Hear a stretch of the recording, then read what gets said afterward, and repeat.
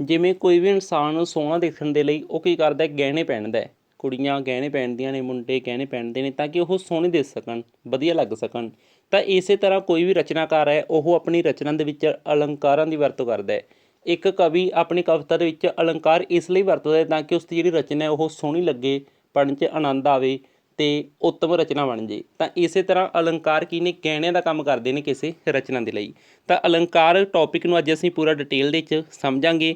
ਅਲੰਕਾਰ ਦਾ ਅੱਖਰੀ ਅਰਥ ਹੁੰਦਾ ਹੈ ਗਹਿਣਾ, ਠੀਕ ਹੈ ਜੀ, ਸਜਾਵਟ, ਟੂਮਾ ਜਾਂ ਕਹਿ ਲਓ ਸੋਝ ਸ਼ਿੰਗਾਰ। ਤਾਂ ਇਹ ਇਸ ਦਾ ਅੱਖਰੀ ਅਰਥ ਹੈ। ਕਿਸੇ ਰਚਨਾ ਵਿੱਚ ਅੱਖਰਾਂ, ਸ਼ਬਦਾਂ, ਵਾਕਾਂ ਅਤੇ ਮੁਹਾਵਰਿਆਂ ਨੂੰ ਬੀੜਿਆ ਜਾਂਦਾ ਹੈ, ਮਤਲਬ ਕਿ ਫਿੱਟ ਕੀਤਾ ਜਾਂਦਾ ਹੈ ਮੁਹਾਵਰੇ ਨੂੰ, ਕਿਸੇ ਸ਼ਬਦ ਨੂੰ, ਵਾਕ ਨੂੰ। ਤਾਂ ਕਵੀ ਇਸ ਤਰੀਕੇ ਨਾਲ ਫਿੱਟ ਕਰ ਦੂਗਾ ਵੀ ਇਹ ਇੱਕ ਕੀ ਬਣ ਗਿਆ, ਸੰਯੋਗ ਬਣ ਗਿਆ। ਇਸ ਤਰ੍ਹਾਂ ਜੋੜ ਸੰਯੋਗ ਯਾਨੀ ਕਿ ਇੱਕ ਇਹ ਜਿਹੜੀ ਸੂਝ ਵਿਧੀ ਵਰਤੀ ਹੈ ਉਸਨੇ, ਉਸ ਨੂੰ ਅਸੀਂ ਅਲੰਕਾਰ ਆਖਦੇ ਹਾਂ, ਠੀਕ ਹੈ ਜੀ। ਅਲੰਕਾਰ ਦਾ ਸਭ ਤੋਂ ਪਹਿਲਾਂ ਜ਼ਿਕਰ ਸੀ ਜਿਹੜਾ ਉਹ ਆਚਾਰੀਆ ਭਰਤ ਮੁਨੀ ਨੇ ਆਪਣੇ ਗ੍ਰੰਥ ਨਾਟ ਸ਼ਸਤਰ ਵਿੱਚ ਕੀਤਾ ਸੀ, ਠੀਕ ਹੈ ਜੀ। ਉਸ ਤੋਂ ਬਾਅਦ ਅਲੰਕਾਰ ਵਰਤੇ ਜਾਣੇ ਲੱਗ ਗਏ। ਭਾਵੇਂ ਅੱਜ ਕੱਲ੍ਹ ਇਹ ਕਿਹਾ ਜਾਂਦਾ ਹੈ ਵੀ ਜਿਹੜੀ ਕਵਿਤਾ ਹੈ ਨਾ ਵੀ ਉਹ ਮਤਲਬ ਖੁੱਲ੍ਹੀ ਕਵਿਤਾ ਦਾ ਕਰੇਜ਼ ਚੱਲਿਆ ਹੈ, ਵੀ ਅੱਜ ਕੱਲ੍ਹ ਕੋਈ ਅਲੰਕਾਰ, ਛੰਦ ਇਹਨਾਂ ਚੀਜ਼ਾਂ ਦਾ ਧਿਆਨ ਨਹੀਂ ਰੱਖਿਆ ਜਾਂਦਾ, ਖੁੱਲ੍ਹੀ ਕਵਿਤਾ ਦਾ ਟਰੈਂਡ 'ਚ ਹੈ। ਪਰ ਫਿਰ ਵੀ ਇਹ ਚੀਜ਼ਾਂ ਦੀ ਵਰਤੋਂ ਪਹਿਲਾਂ ਵਾਲੇ ਕਵੀਆਂ ਨੇ ਖੂਬ ਕੀਤੀ ਹੈ, ਠੀਕ ਹੈ ਜੀ। ਤਾਂ ਅਲੰਕਾਰਾਂ ਨੂੰ ਮੁੱਖ ਤੌਰ 'ਤੇ ਅਸੀਂ 3 ਭਾਗਾਂ ਦੇ ਵਿੱਚ ਵੰਡਦੇ ਹਾਂ। ਇੱਕ ਹੁੰਦਾ ਸ਼ਬਦ ਅਲੰਕਾਰ, ਇੱਕ ਹੁੰਦਾ ਅਰਥ ਅਲੰਕਾਰ, ਇੱਕ ਹੁੰਦਾ ਸ਼ਬਦਾਰਥ ਅਲੰਕਾਰ। ਸ਼ਬਦ ਅਲੰਕਾਰ ਉਹ ਜਿਸ ਦੇ ਵਿੱਚ ਅਲੰਕਾਰ ਦੇ ਜਿਹੜਾ ਉਹ ਸ਼ਬਦਾਂ 'ਤੇ ਨਿਰਭਰ ਹੈ, ਉਸ ਦੀ ਗਿਣਤੀ ਦੇ ਬੇਸ 'ਤੇ ਹੋ ਸਕਦਾ ਕੁਛ ਵੀ ਤਰੀਕੇ ਨਾਲ, ਸ਼ਬਦਾਂ ਦੇ ਉੱਤੇ ਡਿਪੈਂਡ ਹੈ, ਸ਼ਬਦਾਂ 'ਤੇ ਨਿਰਭਰ ਹੈ, ਉਹ ਸ਼ਬਦ ਅਲੰਕਾਰ ਹੁੰਦਾ। ਜਿਵੇਂ ਕਿ ਆਪਾਂ ਇਸ ਦੇ 'ਚ ਐਗਜ਼ਾਮਪਲ ਲੈ ਸਕਦੇ ਹਾਂ ਅਨੁਪ੍ਰਾਸ ਅਲੰਕਾਰ ਦੀ, ਠੀਕ ਹੈ ਜੀ। ਅਰਥ ਅਲੰਕਾਰ ਦੇ ਵਿੱਚ ਅਰਥ ਦੀ ਪ੍ਰਧਾਨਗੀ ਹੁੰਦੀ ਹੈ, ਅਰਥ ਦੇ ਬੇਸ 'ਤੇ ਅਸੀਂ ਅਲੰਕਾਰ ਦਾ ਪਤਾ ਲਗਾਉਂਦੇ ਹਾਂ, ਠੀਕ ਹੈ। ਅਰਥ ਉਸ ਦੇ ਵਿੱਚ ਪ੍ਰਧਾਨ ਹੁੰਦਾ ਹੈ, ਜਿਹਦੇ 'ਚ ਸ਼ਬਦ ਅਤੇ ਅਰਥ ਦੋਨੋਂ ਪ੍ਰਧਾਨ ਹੋਣ ਉਹ ਸ਼ਬਦਾਰਥ ਅਲੰਕਾਰ ਹੋ ਗਿਆ, ਠੀਕ ਹੈ। ਤਾਂ ਇਹ 3 ਕਿਸਮਾਂ ਆਪਾਂ ਮੇਨ ਤੌਰ 'ਤੇ ਮੰਨਦੇ ਹਾਂ, ਠੀਕ ਹੈ। ਕਈ ਵਾਰ ਤੀਸਰੀ ਕਿਸਮ ਨੂੰ ਇਹਨਾਂ ਦੇ ਵਿੱਚ ਹੀ ਮਰਜ ਕਰ ਲਿਆ ਜਾਂਦਾ ਹੈ, ਇਸ ਤਰ੍ਹਾਂ ਵੀ ਤੁਸੀਂ ਇਹਨੂੰ ਸਮਝ ਸਕਦੇ ਹੋ। ਤਾਂ ਹੁਣ ਅਸੀਂ ਇਕੱਲੇ ਅਲੰਕਾਰ ਨੂੰ ਪੂਰਾ ਡਿਟੇਲ ਦੇ ਵਿੱਚ ਸਮਝਣਾ ਹੈ, ਠੀਕ ਹੈ। ਵਿਦ ਐਗਜ਼ਾਮਪਲਸ ਨਾਲ ਉਦਾਹਰਨਾਂ ਕਰਾਂਗੇ, ਟੌਪਿਕ ਨੂੰ ਵਧੀਆ ਡਿਟੇਲ ਦੇ ਵਿੱਚ ਸਮਝਣਾ। ਤਾਂ ਕਲਾਸ ਨੂੰ ਮਸਤ ਮਾਹੌਲ ਬਣਾ ਕੇ ਦੇਖੋ ਅਤੇ ਸ਼ੇਅਰ ਜ਼ਰੂਰ ਕਰ ਦਿਓ ਜੇਕਰ ਵਧੀਆ ਲੱਗ ਰਹੀ ਹੈ। ਤਾਂ ਦੇਖੋ ਜੀ, ਵੱਖ ਅਲੰਕਾਰਾਂ ਦੀ ਜਿਹੜੀਆਂ ਕਿਸਮਾਂ ਨੇ ਉਹ ਆਪਾਂ ਨੇ ਅੱਜ ਸਮਝਣੀਆਂ ਨੇ। ਤਾਂ ਦੇਖੋ, ਸਭ ਤੋਂ ਪਹਿਲੀ ਕਿਸਮ ਅਨੁਪ੍ਰਾਸ ਅਲੰਕਾਰ। ਜਦ ਕਵਿਤਾ ਵਿੱਚ ਇੱਕੋ ਜਿਹੇ ਸਮਾਨ ਵਰਨਾਂ, ਅੱਖਰਾਂ ਜਾਂ ਸ਼ਬਦਾਂ ਦਾ ਵਾਰ-ਵਾਰ ਦੁਹਰਾਓ ਇਸ ਤਰ੍ਹਾਂ ਹੋਵੇ ਕਿ ਉਸ ਵਿੱਚ ਸੰਗੀਤਕ ਲੈਅ, ਵਜਨ ਅਤੇ ਤੋਲ ਪੈਦਾ ਕਰੇ, ਉਸ ਨੂੰ ਅਨੁਪ੍ਰਾਸ ਅਲੰਕਾਰ ਕਿਹਾ ਜਾਂਦਾ ਹੈ। ਜਿਵੇਂ ਕਈ ਵਾਰ ਕੀ ਹੁੰਦਾ ਹੈ, ਜੇ ਆਪਾਂ ਅੱਗੇ ਐਗਜ਼ਾਮਪਲ ਲੈਂਦੇ ਹਾਂ, ਦੇਖੋ ਇੱਥੇ ਦੇਖੋ, ਫਿਰ ਰੂਪ ਸਰੂਪ ਅਨੂਪ ਦਿਸੇ। ਦੇਖੋ ਰੂਪ ਸਰੂਪ ਅਨੂਪ ਲੈ ਪੈਦਾ ਕੀਤੀ ਜਾ ਰਹੀ ਹੈ ਅਤੇ ਇੱਕੋ ਸ਼ਬਦ ਦਾ ਦੁਹਰਾ ਹੈ, ਮਤਲਬ ਪਿੱਛੇ ਊਪ ਹੈ ਨਾ, ਮਤਲਬ ਜਿਹੜੀ ਆਵਾਜ਼ ਹੈ ਲੈ ਉਸ ਦਾ ਦੁਹਰਾ ਹੈ, ਰੂਪ ਸਰੂਪ ਅਨੂਪ, ਠੀਕ ਹੈ। ਰੂਪ ਸਰੂਪ ਮਤਲਬ ਪਿਛਲੀ ਆਵਾਜ਼ ਹੈ, ਜਿਹੜੀ ਪਿਛਲੀ ਲੈ ਹੈ ਉਹ ਮੈਚ ਕਰ ਰਹੀ ਹੈ। ਇਸੇ ਤਰ੍ਹਾਂ ਫਿਰ ਜਿੰਦ ਦੀਵਾਨੀ ਝੱਲੀ ਝੱਲੀ, ਫਿਰ ਹੋਸ਼ ਬੇਹੋਸ਼ ਮਦਹੋਸ਼ ਹੋਈ, ਫਿਰ ਪੱਤ ਰੁਲੇਂਦੀ ਗਲੀ ਗਲੀ। ਤਾਂ ਹੁਣ ਝੱਲੀ ਝੱਲੀ, ਗਲੀ ਗਲੀ ਮਤਲਬ ਦੁਹਰਾ ਪੈਦਾ ਹੋ ਰਿਹਾ ਹੈ। ਇਸੇ ਤਰ੍ਹਾਂ ਇੱਥੇ ਵੀ ਤੁਸੀਂ ਦੇਖੋ ਹੋਸ਼ ਸ਼ਬਦ ਦਾ ਦੁਹਰਾ ਪੈਦਾ ਹੋ ਰਿਹਾ ਹੈ, ਹੋਸ਼ ਬੇਹੋਸ਼ ਮਦਹੋਸ਼, ਹੋਸ਼ ਹੋਸ਼ ਹੋਸ਼ ਮਤਲਬ ਸਾਰਿਆਂ ਦੇ ਪਿੱਛੇ ਲੈਅ ਬਣ ਰਹੀ ਹੈ। ਤਾਂ ਇਸ ਤਰ੍ਹਾਂ ਇਸ ਸਤਰਾਂ ਦੇ ਵਿੱਚ ਕੀ ਵਰਤਿਆ ਗਿਆ, ਅਨੁਪ੍ਰਾਸ ਅਲੰਕਾਰ ਦੀ ਵਰਤੋਂ ਕੀਤੀ ਗਈ ਹੈ, ਠੀਕ ਹੈ ਜੀ। ਤਾਂ ਇਸ ਨੂੰ ਧਿਆਨ ਦੇ 'ਚ ਰੱਖਿਓ। ਪਹਿਲੀ ਕਿਸਮ ਸੀ ਜੋ ਕਿ ਆਪਾਂ ਬੜੀ ਈਜ਼ੀਲੀ ਸਮਝ ਲਈ, ਠੀਕ ਹੈ, ਇੱਕ ਇਹ ਅਲੰਕਾਰ ਹੁੰਦਾ ਹੈ। ਤਾਂ ਨੈਕਸਟ ਆਪਾਂ ਡਿਸਕਸ ਕਰਦੇ ਹਾਂ ਉਪਮਾ ਅਲੰਕਾਰ, ਜੋ ਪੰਜਾਬੀ ਦਾ ਮੈਂ ਕਹਿੰਦਾ ਸਭ ਤੋਂ ਫੇਮਸ ਅਲੰਕਾਰ ਮੰਨਿਆ ਜਾਂਦਾ ਹੈ, ਠੀਕ ਹੈ। ਉਪਮਾ ਦਾ ਸਧਾਰਨ ਅਰਥ ਜੇਕਰ ਆਪਾਂ ਲੈ ਕੇ ਚੱਲੀਏ, ਇਸ ਦਾ ਅਰਥ ਹੁੰਦਾ ਜਸ, ਕੀਰਤੀ, ਵਡਿਆਈ, ਪ੍ਰਸ਼ੰਸਾ ਆਦਿ, ਠੀਕ ਹੈ। ਉਪਮਾ ਦਾ ਅਰਥ ਵੈਸੇ ਤਾਂ ਵਡਿਆਈ ਹੋ ਗਿਆ। ਹੁਣ ਕਿਸੇ ਚੀਜ਼ ਦੀ ਵਡਿਆਈ ਕੀਤੀ ਜਾ ਰਹੀ ਹੈ, ਠੀਕ ਹੈ, ਮਤਲਬ ਕਿਸੇ ਹੋਰ ਚੀਜ਼ ਨਾਲ ਕੰਪੈਰੀਜ਼ਨ ਕਰਕੇ, ਜਿਵੇਂ ਕਹਿ ਕੇ ਵੀ ਇਹਦਾ ਮੁੱਖ ਚੰਨ ਵਰਗਾ ਹੈ। ਤਾਂ ਹੁਣ ਚੰਨ ਕੀ ਇੱਕ ਮਤਲਬ ਵਧੀਆ ਚੀਜ਼ ਸੀ, ਉਹ ਚੰਨ ਦੇ ਨਾਲ ਉਸਦਾ ਕਹਿ ਸਕਦੇ ਚੰਨ ਦੇ ਨਾਲ ਉਸਦਾ ਤੁਲਨਾ ਕਰਕੇ ਪ੍ਰਸ਼ੰਸਾ ਕੀਤੀ ਗਈ, ਵਡਿਆਈ ਕੀਤੀ ਗਈ, ਠੀਕ ਹੈ। ਵਰਗਾ ਸ਼ਬਦ ਕਹਿ ਕੇ, ਜਿਵੇਂ ਕਹਿ ਕੇ, ਠੀਕ ਹੈ। ਇਸ ਦੇ ਵਿੱਚ ਮੁੱਖ ਤੌਰ 'ਤੇ 4 ਤੱਤ ਹੁੰਦੇ ਨੇ ਉਪਮਾ ਅਲੰਕਾਰ ਦੇ ਵਿੱਚ, ਠੀਕ ਹੈ ਜੀ। ਇਹ 4 ਤੱਤ ਇਕੱਠੇ ਕਿਸੇ ਕਾਵਿ ਵਿੱਚ ਹੋਣਗੇ, ਉੱਥੇ ਉਪਮਾ ਅਲੰਕਾਰ ਹੋਏਗਾ। ਤਾਂ ਉਪਮਾ ਅਲੰਕਾਰ ਦੇ ਇਹ 4 ਤੱਤਾਂ ਨੂੰ ਆਪਾਂ ਸਮਝਾਂਗੇ। ਪਹਿਲਾਂ ਆਪਾਂ ਇੱਕ ਐਗਜ਼ਾਮਪਲ ਲੈਂਦੇ ਹਾਂ ਇਹਦੀ ਉਦਾਹਰਨ ਕੀ ਹੋਏਗੀ, ਦੇਖੋ ਉਸ ਦਾ ਮੁਖੜਾ ਚੰਦ ਵਰਗਾ ਸੋਹਣਾ ਹੈ। ਤਾਂ ਦੇਖੋ ਹੁਣ ਗੱਲ ਮੁਖੜੇ ਦੀ ਸੀ, ਗੱਲ ਮੁਖੜੇ ਦੀ ਸੀ, ਪਰ ਕਿਹਦੇ ਨਾਲ ਕੰਪੈਰੀਜ਼ਨ ਕੀਤਾ ਗਿਆ, ਉਸਦਾ ਚੰਦ ਦੇ ਨਾਲ, ਵੀ ਚੰਦ ਵਰਗਾ। ਜੇ ਕਿਹਾ ਜਾਂਦਾ ਵੀ ਉਸਦਾ ਮੁਖੜਾ ਚੰਦ ਹੈ ਤਾਂ ਉਹ ਆਪਾਂ ਅੱਗੇ ਸਮਝਾਂਗੇ, ਉਹ ਰੂਪ ਹੋ ਜਾਣਾ ਸੀ। ਠੀਕ ਹੈ, ਤਾਂ ਹੁਣ ਇੱਥੇ ਗੱਲ ਕੀਤੀ ਗਈ ਹੈ ਵਰਗਾ। ਵਰਗਾ ਸ਼ਬਦ ਕਹਿ ਕੇ ਤਰ੍ਹਾਂ ਹੈ ਨਾ, ਵੀ ਉਸ ਤਰ੍ਹਾਂ, ਉਸ ਵਰਗਾ, ਜਿਵੇਂ ਉਹ, ਮਤਲਬ ਇਸ ਤਰ੍ਹਾਂ ਵਰਗਾ ਸ਼ਬਦ ਵਰਤ ਕੇ ਉੱਥੇ ਕੀ ਕਰ ਰਹੇ ਨੇ, ਉਹ ਉਪਮਾ ਕਰ ਰਹੇ ਨੇ, ਵਡਿਆਈ ਕਰ ਰਹੇ ਨੇ। ਹੁਣ ਇੱਥੇ ਚਿਹਰਾ ਜਿਹੜਾ, ਮੁਖੜਾ ਜਿਹੜਾ, ਉਸ ਦੀ ਵਡਿਆਈ ਕੀਤੀ ਹੈ, ਉਸ ਦੀ ਪ੍ਰਸ਼ੰਸਾ ਕੀਤੀ ਵੀ ਚੰਨ ਦੀ ਤਰ੍ਹਾਂ ਸੋਹਣਾ ਉਹ, ਚੰਨ ਵਰਗਾ ਸੋਹਣਾ, ਵੀ ਜਿਵੇਂ ਚੰਨ ਸੋਹਣਾ ਉਵੇਂ ਹੀ ਮੁਖੜਾ ਸੋਹਣਾ। ਤਾਂ ਇੱਥੇ ਕੀ ਕੀਤਾ ਗਿਆ, ਉਸ ਦੀ ਵਡਿਆਈ ਕੀਤੀ ਗਈ ਹੈ। ਤਾਂ ਉਪਮਾ ਅਲੰਕਾਰ ਦੇ ਵਿੱਚ ਮੇਨ ਤੌਰ 'ਤੇ ਅਸੀਂ 4 ਤੱਤ ਮੰਨਦੇ ਹਾਂ। ਠੀਕ ਹੈ, ਇਸ ਦੇ 4 ਤੱਤ ਨੇ ਉਪਮਾ ਅਲੰਕਾਰ ਦੇ। ਇਹ 4 ਤੱਤ ਕਿਹੜੇ ਕਿਹੜੇ ਨੇ? ਉਪਮੇय, ਉਪਮਾਨ, ਸਾਂਝਾ ਗੁਣ ਅਤੇ ਵਾਚਕ ਸ਼ਬਦ। ਤਾਂ ਇਸ ਤਰੀਕੇ ਨਾਲ ਇਹ ਜਿਹੜੇ 4 ਤੱਤ ਨੇ, ਇਹ ਆਪਾਂ ਹੁਣ ਡਿਸਕਸ ਕਰਾਂਗੇ ਇਸ ਐਗਜ਼ਾਮਪਲ ਦੇ ਵਿੱਚੋਂ। ਤਾਂ ਉਦਾਹਰਨ ਕੀ ਸੀ? ਉਸ ਦਾ ਮੁਖੜਾ ਚੰਨ ਵਰਗਾ ਸੋਹਣਾ ਹੈ।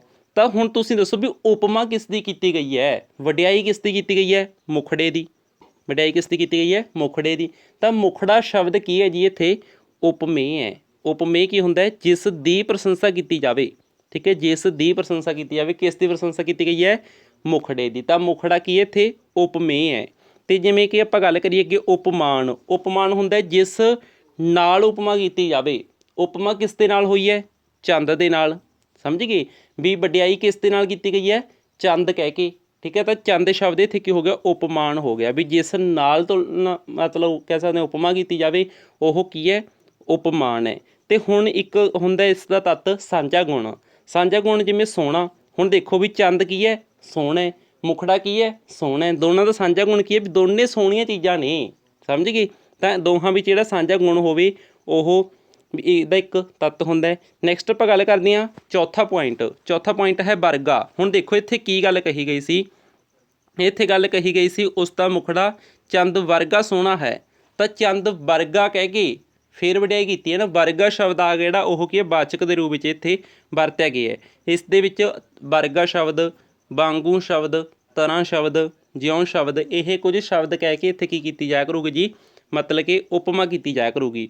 ਉਹ ਸ਼ਬਦ ਜੋ ਇਸ ਉਪਮਾ ਜਾਂ ਤੁਲਨਾ ਨੂੰ ਪ੍ਰਗਟ ਕਰੇ। ਇਸ ਉਪਮਾ ਨੂੰ ਕਿਹੜਾ ਸ਼ਬਦ ਪ੍ਰਗਟ ਕਰ ਰਿਹਾ? ਵਰਗਾ ਸ਼ਬਦ ਹੈ ਨਾ। ਤਾਂ ਇਸ ਤਰੀਕੇ ਨਾਲ ਇਹ 4 ਤੱਤ ਨੇ ਜਿਹੜੇ ਇਹ ਉਪਮਾ ਅਲੰਕਾਰ ਦੇ ਵਿੱਚ ਹੁੰਦੇ ਨੇ। ਤੁਸੀਂ ਇਹਨਾਂ ਨੂੰ ਧਿਆਨ ਦੇ ਵਿੱਚ ਜ਼ਰੂਰ ਰੱਖੋਗੇ। ਠੀਕ ਹੈ ਜੀ। ਤਾਂ ਆਪਾਂ ਨੇ ਇਹ ਚੀਜ਼ ਤਾਂ ਡਿਸਕਸ ਕਰ ਲਈ, ਇਸ ਦੇ 4 ਤੱਤਾਂ ਨੂੰ ਡਿਸਕਸ ਕਰ ਲਿਆ। ਹੁਣ ਇਹ 4 ਦੇ 4 ਤੱਤ ਤੁਹਾਡੇ ਯਾਦ ਹੋ ਗਏ। ਤਾਂ ਇਹ ਕਿਹਦੇ ਵਿੱਚ ਆਉਂਦੇ ਨੇ? ਉਪਮਾ ਦੇ ਵਿੱਚ ਆਉਂਦੇ ਨੇ। ਹੁਣ ਜੇ ਇਹ ਅਲੰਕਾਰ ਸਮਝ 'ਚ ਆ ਗਿਆ ਤਾਂ ਅਗਲਾ ਤਾਂ ਬਿਲਕੁਲ ਹੀ ਈਜ਼ੀ ਹੋ ਜਾਊਗਾ ਤੁਹਾਨੂੰ। ਤਾਂ ਦੇਖੋ ਜੀ, ਜਿਹੜਾ ਰੂਪਕ ਅਲੰਕਾਰ ਹੈ, ਇਹ ਉਪਮਾ ਅਲੰਕਾਰ ਦੇ ਨਾਲ ਮਿਲਦਾ ਜੁਲਦਾ ਹੈ। ਰੂਪਕ ਇੱਕ ਤਰ੍ਹਾਂ ਨਾਲ ਉਪਮਾ ਦਾ ਸੰਖੇਪ ਰੂਪ ਹੈ। ਕਹਿਣ ਦਾ ਭਾਵ ਕੀ ਹੈ ਕਿ ਜਿਹੜਾ ਉਪਮਾ ਅਲੰਕਾਰ ਸੀ, ਰੂਪਕ ਅਲੰਕਾਰ ਨੂੰ ਅਸੀਂ ਉਸ ਦਾ ਸੰਖੇਪ ਰੂਪ ਜਾਂ ਉਸ ਨਾਲ ਮਿਲਦਾ ਜੁਲਦਾ ਕਹਿ ਰਹੇ ਹਾਂ, ਕਿਉਂਕਿ ਇਸ ਦੇ ਉਹਦੇ ਵਿੱਚ ਆਪਾਂ ਨੇ ਕਿੰਨੇ ਤੱਤ ਡਿਸਕਸ ਕੀਤੇ ਸੀ? ਇਸ 'ਤੇ ਕਿੰਨੇ ਪੱਖ ਡਿਸਕਸ ਕੀਤੇ ਸੀ ਆਪਾਂ ਨੇ? 4। ਤਾਂ ਇਹ ਪਹਿਲੇ 3 ਨੇ ਜਿਹੜੇ, ਉਹ ਰੂਪਕ ਵਿੱਚ ਵੀ ਹੋਣਗੇ। ਠੀਕ ਹੈ, ਬਸ ਉਸ ਦੇ ਵਿੱਚ ਸਿਰਫ ਜਿਹੜਾ ਚੌਥਾ ਤੱਤ ਸੀ ਇਹ ਨਹੀਂ ਹੁੰਦਾ। ਠੀਕ ਹੈ, ਤਾਂ ਇਸ ਤਰੀਕੇ ਨਾਲ ਆਪਾਂ ਕੀ ਕਹਿ ਸਕਦੇ ਹਾਂ ਕਿ ਇਸ ਦੇ 3 ਤੱਤ ਹੁੰਦੇ ਨੇ। 3 ਤੱਤ ਕਿਹੜੇ ਕਿਹੜੇ? ਸੇਮ ਨੇ ਜੀ, ਬਿਲਕੁਲ ਸੇਮ ਨੇ। ਉਪਮੇय, ਉਪਮਾਨ ਅਤੇ ਸਾਂਝਾ ਗੁਣ। ਠੀਕ ਹੈ ਜੀ। ਤਾਂ ਹੁਣ ਇਸ ਨੂੰ ਆਪਾਂ ਸਮਝਦੇ ਹਾਂ। ਦੇਖੋ, ਉਪਮਾ ਅਲੰਕਾਰ ਵਿੱਚ ਆਮ ਤੌਰ 'ਤੇ 4 ਤੱਤ ਰਹਿੰਦੇ ਹਨ, ਪਰ ਰੂਪਕ ਅਲੰਕਾਰ ਵਿੱਚ 3 ਤੱਤ ਹਾਜ਼ਰ ਹੁੰਦੇ ਨੇ। 3 ਹੁੰਦੇ ਨੇ। ਠੀਕ ਹੈ, ਵਾਚਕ ਵਾਲਾ ਜਿਹੜਾ ਤੱਤ ਇਹ ਹੁੰਦਾ ਨਹੀਂ। ਡਿਸਕਸ ਕਰ ਚੁੱਕੇ ਆਪਾਂ। ਤਾਂ ਰੂਪਕ ਅਲੰਕਾਰ ਵਿੱਚ 2 ਚੀਜ਼ਾਂ ਦੀ ਤੁਲਨਾ ਕਰਕੇ, ਠੀਕ ਹੈ ਜੀ, ਦੋਹਾਂ ਵਿੱਚ ਸਾਂਝਾ ਗੁਣ ਇਸ ਤਰ੍ਹਾਂ ਦੱਸਿਆ ਜਾਂਦਾ ਹੈ ਕਿ ਦੋਹਾਂ ਚੀਜ਼ਾਂ ਇੱਕ ਦੂਜੇ ਵਿੱਚ ਕਹਿ ਸਕਦੇ ਹਾਂ ਵਿੱਚ ਮਰਜ ਹੋ ਜਾਂਦੀਆਂ ਨੇ, ਇੱਕ ਦੂਜੇ ਦੇ ਵਿੱਚ ਮਿਕਸ ਹੋ ਜਾਂਦੀਆਂ ਨੇ। ਠੀਕ ਹੈ, ਮਿਟ ਜਾਂਦਾ ਹੈ। ਫਰਕ ਹੈ ਜਿਹੜਾ ਇਹਨਾਂ ਦਾ, ਮਤਲਬ ਅੰਤਰ ਸੀ, ਇਹਨਾਂ ਦਾ ਡਿਫਰੈਂਸ ਸੀ, ਉਹ ਖਤਮ ਹੋ ਗਿਆ। ਠੀਕ ਹੈ, ਇਹਨਾਂ ਦਾ ਫਰਕ ਜਿਹੜਾ ਉਹ ਮਿਟ ਜਾਂਦਾ ਹੈ ਅਤੇ ਦੋਹਾਂ ਵਿੱਚ ਇੱਕ ਮਿਕਤਾ ਅਤੇ ਇੱਕ ਰੂਪਤਾ ਪੈਦਾ ਹੋ ਜਾਂਦੀ ਹੈ। ਦੇਖੋ ਜੀ, ਇਹਨੂੰ ਸਮਝੋ ਧਿਆਨ ਨਾਲ। ਉੱਥੇ ਆਪਾਂ ਨੇ ਉਪਮਾ ਅਲੰਕਾਰ ਦੇ ਵਿੱਚ ਕੀ ਕਿਹਾ ਸੀ? ਮੁਖੜਾ ਚੰਨ ਵਰਗਾ। ਤਾਂ ਵਰਗਾ ਸ਼ਬਦ ਨਹੀਂ ਇਹਦੇ 'ਚ ਆਉਂਦਾ। ਮੁਖੜਾ ਚੰਨ ਹੈ। ਮੁਖੜਾ ਚੰਨ ਹੈ, ਮਤਲਬ ਕਿ ਮੁੱਖ ਅਤੇ ਚੰਨ ਦੋਨੋਂ ਮਿਕਸ ਹੋ ਗਏ। ਉਹਨਾਂ ਦਾ ਅੰਤਰ ਕੀ ਹੋ ਗਿਆ? ਮਿਟ ਗਿਆ। ਠੀਕ ਹੈ, ਤਾਂ ਦੋਹਾਂ ਵਿੱਚ ਇੱਕ ਰੂਪਤਾ ਅਤੇ ਇੱਕ ਮਿਕਤਾ ਆ ਗਈ। ਠੀਕ ਹੈ, ਸਮਝ ਰਹੇ ਹੋ? ਕਿਉਂਕਿ ਇਹਦੇ ਵਿੱਚ ਜਿਹੜਾ ਚੌਥਾ ਤੱਤ ਉਹਦੇ 'ਚ ਕੀ ਸੀ? ਚੌਥਾ ਤੱਤ ਕੀ ਸੀ? ਵਰਗਾ ਸ਼ਬਦ। ਤਾਂ ਵਰਗਾ ਸ਼ਬਦ ਕੀ ਹੋ ਗਿਆ? ਇਸ ਦੇ ਵਿੱਚ ਕੈਂਸਲ ਹੋ ਗਿਆ। ਤੀਸਰੀ ਜਿਹੜੀ ਆਪਾਂ ਕਿਸਮ ਡਿਸਕਸ ਕਰ ਰਹੇ ਹਾਂ ਰੂਪਕ ਅਲੰਕਾਰ, ਇਹਦੇ ਵਿੱਚ ਕੀ ਹੋ ਗਿਆ ਜੀ? ਵਾਚਕ ਸ਼ਬਦ ਅਲੋਪ ਹੋ ਗਿਆ। ਠੀਕ ਹੈ ਜੀ। ਤਾਂ ਇਸ ਤਰੀਕੇ ਨਾਲ ਇਹਦੇ ਵਿੱਚ ਚੀਜ਼ ਮਿਕਸੇ ਹੋ ਗਈ। ਮਤਲਬ ਇਹ ਨਹੀਂ ਕਿਹਾ ਵੀ ਮੁਖੜਾ ਚੰਨ ਵਰਗਾ ਹੈ, ਇਹ ਕਹਿਤਾ ਵੀ ਮੁਖੜਾ ਚੰਨ ਹੀ ਹੈ। ਸਮਝ ਰਹੇ ਹੋ? ਤਾਂ ਇਸ ਤਰੀਕੇ ਨਾਲ ਉਹਦਾ ਰੂਪ ਹੀ ਦੇਤਾ, ਮਤਲਬ ਕਿ ਮੁੱਖ ਨੂੰ ਚੰਨ ਦਾ ਰੂਪ ਦੇਤਾ। ਸਮਝ ਗਏ? ਜਿੱਥੇ ਉਪਮੇय ਅਤੇ ਉਪਮਾਨ ਮਤਲਬ ਉਹੀ ਚੀਜ਼ ਹੋ ਗਈ। ਉਪਮੇय ਕੀ ਹੁੰਦਾ ਹੈ, ਜਿਸ ਦੀ ਉਪਮਾ ਕੀਤੀ ਜਾ ਰਹੀ ਸੀ, ਅਤੇ ਇੱਥੇ ਮਤਲਬ ਕਹਿ ਸਕਦੇ ਹਾਂ ਕਿ ਉਪਮਾਨ ਕੀ ਹੈ, ਜਿਸ ਨਾਲ ਤੁਲਨਾ ਕੀਤੀ ਜਾ ਰਹੀ ਹੈ, ਜਿਸ ਨਾਲ ਉਪਮਾ ਕੀਤੀ ਜਾ ਰਹੀ ਹੈ। ਸਮਝ ਗਈ? ਤਾਂ ਇੱਦਾਂ ਆਪਾਂ ਇਹਨੂੰ ਕਹਿ ਸਕਦੇ ਹਾਂ। ਅਤੇ ਇਹਨਾਂ ਵਿੱਚ ਅਭੇਦਤਾ ਯਾਨੀ ਕਿ ਇੱਕ ਰੂਪਤਾ ਆ ਗਈ। ਠੀਕ ਹੈ, ਅਭੇਦ ਮਤਲਬ ਕਿ ਜਿਹੜਾ ਫਰਕ ਸੀ ਉਹ ਕੀ ਹੋ ਗਿਆ, ਲੁਕ ਗਿਆ। ਠੀਕ ਹੈ, ਤਾਂ ਉੱਥੇ ਕਿਹੜਾ ਅਲੰਕਾਰ ਹੁੰਦਾ ਹੈ, ਰੂਪਕ।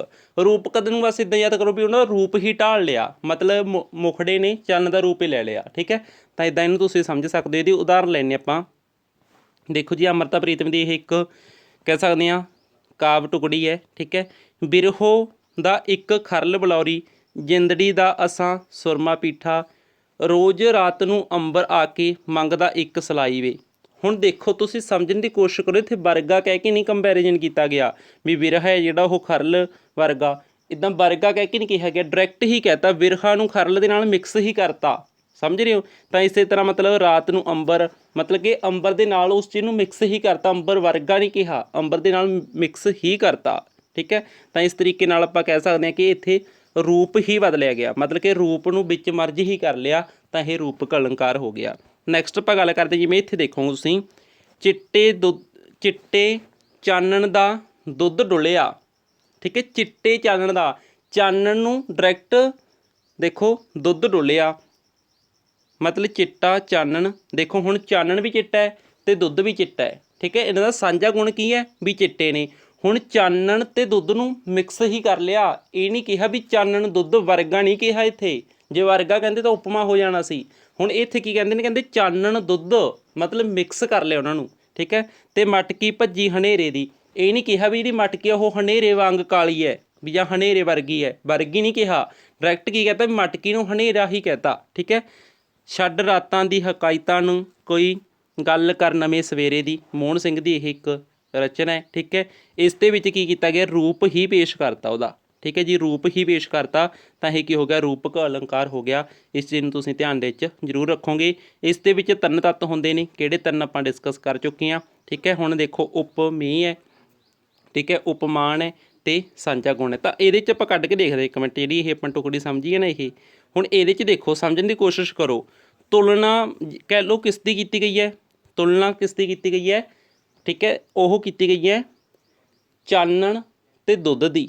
ਠੀਕ ਹੈ, ਚਾਨਣ ਅਤੇ ਦੁੱਧ ਦੀ। ਤਾਂ ਹੁਣ ਦੇਖੋ, ਗੱਲ ਸੁਣੋ, ਜਿਹੜਾ ਚਾਨਣ ਹੈ, ਠੀਕ ਹੈ, ਚਾਨਣ ਦੀ ਉਪਮਾ ਕੀਤੀ ਗਈ ਹੈ। ਚੰਨ ਕੀ ਸੀ, ਕਹਿ ਸਕਦੇ ਆਪਾਂ ਪਹਿਲਾ ਤੱਤ ਸੀ। ਠੀਕ ਹੈ, ਉਸ ਤੋਂ ਬਾਅਦ ਦੁੱਧ ਦੂਸਰਾ ਤੱਤ ਹੋਇਆ, ਕਿਉਂਕਿ ਦੁੱਧ ਦੇ ਨਾਲ ਤੁਲਨਾ ਕੀਤੀ ਗਈ ਹੈ। ਠੀਕ ਹੈ, ਅਤੇ ਚਿੱਟਾ ਕੀ ਹੋ ਗਿਆ, ਇਹਨਾਂ ਦਾ ਸਾਂਝਾ ਗੁਣ ਹੋ ਗਿਆ। ਇਸ ਤਰ੍ਹਾਂ ਆਪਾਂ ਨੇ ਪਹਿਲਾ ਤੱਤ ਉਪਮੇय ਅਤੇ ਉਪਮਾਨ ਅਤੇ ਨੰਬਰ 3 ਸਾਂਝਾ ਗੁਣ ਜਿਹੜਾ ਉਹ ਡਿਸਕਸ ਕਰ ਲਏ ਹੈ। ਨੈਕਸਟ ਆਪਾਂ ਗੱਲ ਕਰਦੇ ਹਾਂ ਦ੍ਰਿਸ਼ਟਾਂਤ ਅਲੰਕਾਰ। ਜੋ ਦ੍ਰਿਸ਼ਟਾਂਤ ਅਲੰਕਾਰ ਹੋਊਗਾ ਇਹ ਬੜਾ ਸਿੰਪਲ ਹੈ।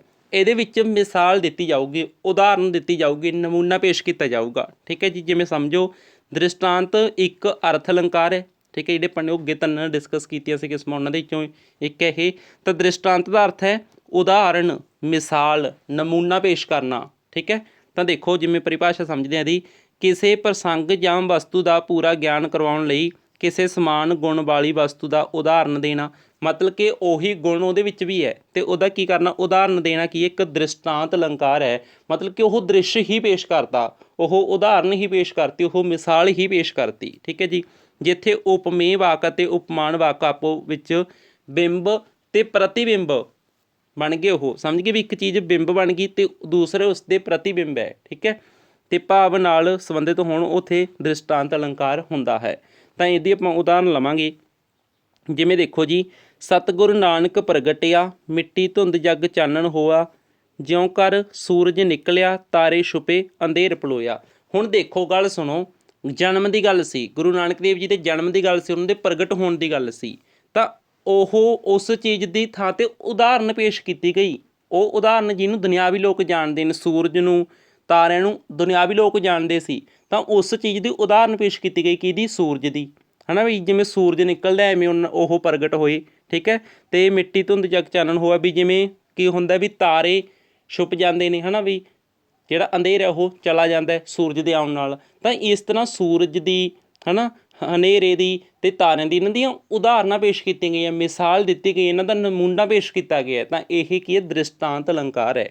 ਠੀਕ ਹੈ ਜੀ, ਤਾਂ ਭਾਈ ਗੁਰਦਾਸ ਦੀ ਇਹ ਰਚਨਾ ਸੀ, ਇਹਨੂੰ ਵੀ ਧਿਆਨ ਦੇ ਵਿੱਚ ਰੱਖਿਓ। ਨੈਕਸਟ ਆਪਾਂ ਗੱਲ ਕਰਨੀ ਜੀ ਅਤ ਕਥਨੀ। ਮੈਨੂੰ ਇਹ ਫੇਵਰੇਟ ਅਲੰਕਾਰ ਹੈ ਅਤ ਕਥਨੀ, ਬਹੁਤ ਘੈਂਟ ਚੀਜ਼ ਹੈ ਇਹ। ਦੇਖੋ ਅਤ ਕਥਨੀ, ਠੀਕ ਹੈ, ਅਤ ਮਤਲਬ ਜ਼ਿਆਦਾ ਹੀ, ਕਥਨੀ ਮਤਲਬ ਕੋਈ ਗੱਲ ਕਹਿਣੀ ਹੈ ਨਾ, ਕਥਨ ਕਹਿਣਾ। ਤਾਂ ਜਦੋਂ ਆਪਾਂ ਲੋੜ ਤੋਂ ਜ਼ਿਆਦਾ ਹੀ ਉਸ ਦੇ ਵਿੱਚ ਕੀ ਕਰਤਾ, ਗੱਲ ਵਧਾ ਚੜ੍ਹਾ ਕੇ ਕਹਿਤੀ, ਠੀਕ ਹੈ।